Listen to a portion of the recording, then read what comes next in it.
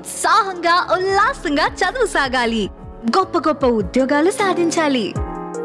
Vignan deemed to be university.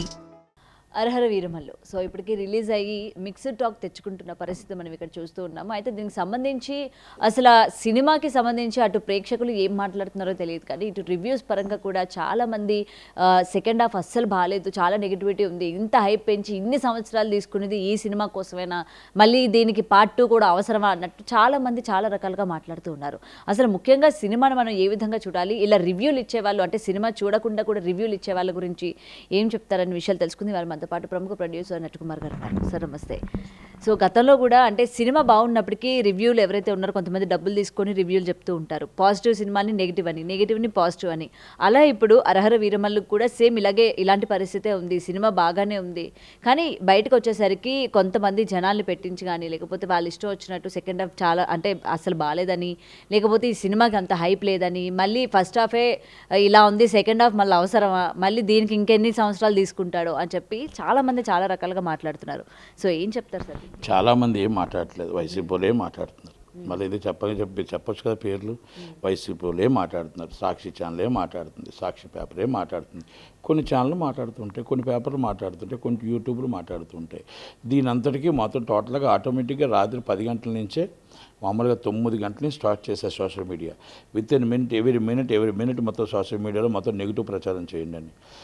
ఇప్పుడు negative ప్రచారం చేసినంత మాత్రాన ప్రజల గుండెల్లో పవన్ కళ్యాణ్ గారిని తీయగలిగారా? ప్రజల అభిమానానికి పవన్ కళ్యాణ్ గారిని ఏ థియేటర్కైనా రానివ్వకుండా చేయగలిగారా? ఆల్రెడీ మొత్తం టోటల్గా నిన్న ఒక పండగ వాతావరణంలో 9:30 షోని స్టార్ట్ అయిపోయి ఎంటైర్ మొత్తం టోటల్ వరల్డ్ 9:30 షో బ్రహ్మాండంగా జరిగింది. నేను మళ్ళా ఒక మాట అడుగుతున్నా, సినిమా కోసం మీరు రివ్యూస్ చూసి వెళ్తారా?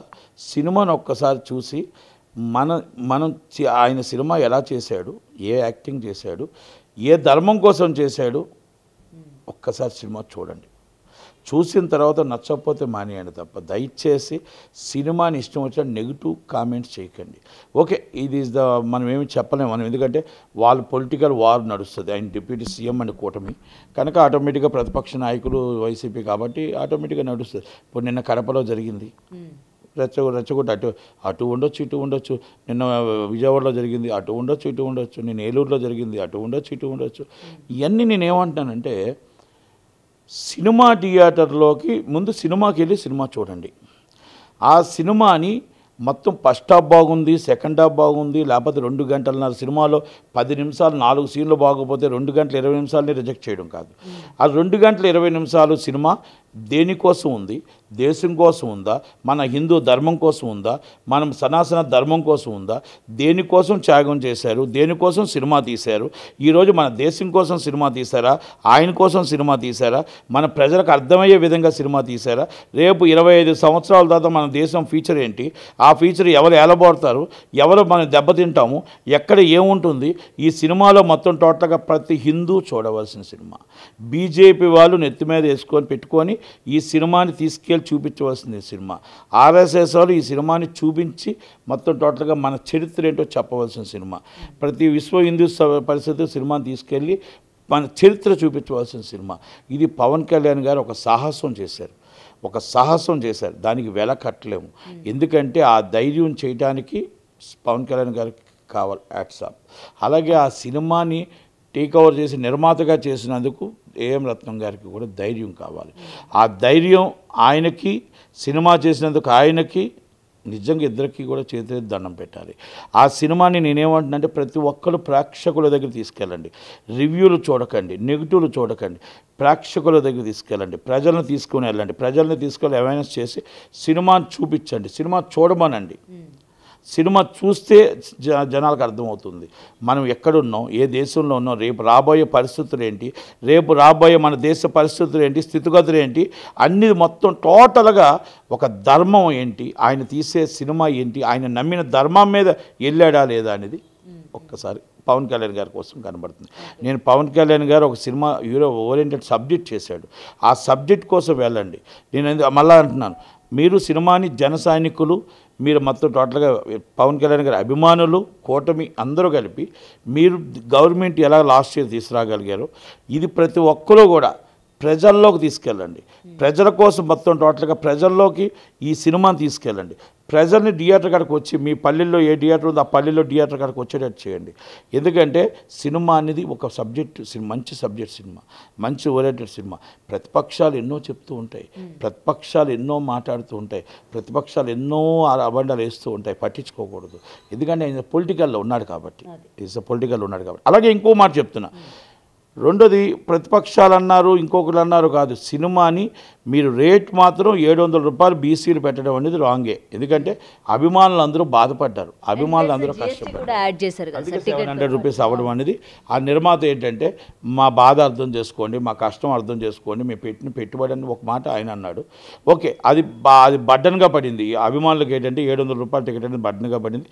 మళ్ళీ 250 రూపాయలు 300 రూపాయల టికెట్ అనేది యావరేజ్గా వెళ్ళిపోయింది. కాబట్టి వాళ్ళ నుంచి బాగుంది కలెక్షన్స్. కనుక బెనిఫిట్స్ అనేది ఒక చరిత్ర సృష్టించింది. ఎవరో కన్వీని ఎర్నగా 930 షో బెనిఫిట్స్ మొత్తం టోటల్గా ఒక బేబస్ను సృష్టించింది. కనుక కలెక్షన్స్ నేను రికార్డ్స్ కోసం వాటి కోసం నేను అభిమాని కాదు. నేను ఒక సబ్జెక్టు, ఆయన మంచి సబ్జెక్టు ఎన్నుకున్నాడు. ఒక నిర్మాత కష్టపడి సినిమా తీశాడు. ఆ నిర్మాత ఆ సబ్జెక్టు ప్రజలందరూ చూసి ఆదరిస్తే ఆ నిర్మాత బయటపడతాడు. కనుక మీ హీరో బాగుండాలి, మీ హీరో కోసం ఆ నిర్మాత బాగుండాలంటే ప్రతి ఒక్క సైనికుడు, ప్రతి ఒక్క హీరో అభిమానిగా అందరూ వెళ్ళి థియేటర్ కాడికి వెళ్ళి మొత్తం ప్రేక్షకుల ఆదరణ పొందే విధంగా, ప్రేక్షకుల దగ్గర తీసుకెళ్లే విధంగా మీరు దగ్గరుండి ఆ సినిమాని ఈ బ్యాడ్ పబ్లిసిటీని తిప్పుకొట్టి మీరు పబ్లిసిటీ చేసి దగ్గరుండి ప్రజలు చూడటానికి ప్రతి ఒక్కరు కూడా 15 సంవత్సరాల పిల్లల నుంచి 15 సంవత్సరాల పిల్లల నుంచి అప్ టు 80 సంవత్సరాల ముసలి వాళ్ళ దాకా ఈ సినిమా చూడాలి. సబ్జెక్ట్ అర్థమవుతుంది. మన ఇండియా ఏమవుతుంది, మన దేశం ఏమవుతుంది, మనం మొత్తం టోటల్గా ఏ దేశంలో ఉన్నాం, మన హిందూ దేశంలో. రేపు రాబోయే తరానికి మనం ఎవరికి అప్పచెప్పిపోతాం. రేపు రాబోయే తరానికి మనం పిల్లలు ఎలాగే మనం ఒకరికి ఎదురు ఉంటప్పుడు మనం ఎక్కడ జనాభా తగ్గిపోతే జనాభా లెక్కల నుంచి మనం ఎక్కడికి వెళ్ళిపోతాం, మనం ఇంకొకరు ఎలాగ వెళ్తారు అనేది ఒక సబ్జెక్టు దీంట్లో ఉంది. అండ్ ఇంకొకటి సార్, సెకండ్ హాఫ్ కూడా ఉండబోతుంది అని చెప్తూ ఉన్నారు కదా, మరి పవన్ కళ్యాణ్ గారు ఈసారి కూడా ఇదే విధంగా చేస్తారా? ఆల్రెడీ తను పొలిటికల్లోని చాలా బిజీగా ఉన్నారు కాబట్టి ఇప్పటికీ ఒప్పుకున్న ప్రాజెక్టులన్నీ క్లియర్ చేస్తూ ఉన్నారు. ఈ పార్ట్ 2కి వచ్చేసరికి కూడా ఇంకెంత టైం తీసుకుంటారో, ఇది కూడా ఈ విధంగానే చేస్తారా అన్నట్టు కూడా వాటిలో మనకు అవగాహన లేనప్పుడు మనం మాట్లాడకూడదు, వాటిలో డిస్కషన్ చేయలేను నేను. ఎందుకంటే ఆయన ఏ నిర్ణయం తీసుకుంటారో, చేస్తారో చేయరో చెప్పరు. ఇప్పుడున్న సినిమాని అందరూ ఆదరించండి, ఇప్పుడున్న సినిమాని చూడండి.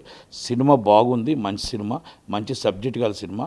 దయచేసి పవన్ కళ్యాణ్ గారు బాగా యాక్ట్ చేశారు. ఒక మెసేజ్ ఉంది, మెసేజ్ రూపంలో ఉన్న సినిమాని మనం అందరూ ఆదరించాలి. ఆదరించడానికి వెళ్తే మనం హీరో గారి కోసం, హీరో గారిని చూడటానికి, అలాగే హీరో గారిని అభిమానించే సినిమా తీసిన నిర్మాతలు మనం కాపాడటానికి కంపల్సరీ జన సైనికులు, అభిమానులు అందరూ కూడా దగ్గరుండి దాన్ని ప్రోత్సహించి ప్రతి ఏరియా మీరు ఎలాగైతే గెలటానికి ప్రచారం చేశారో ఈ సినిమా కోసం ప్రచారం చేయాలని నా రిక్వెస్ట్. నిర్మాతని మనం బ్రేక్ ఈవెన్ అయ్యిందాకా కాపాడాలని నా ఉద్దేశం.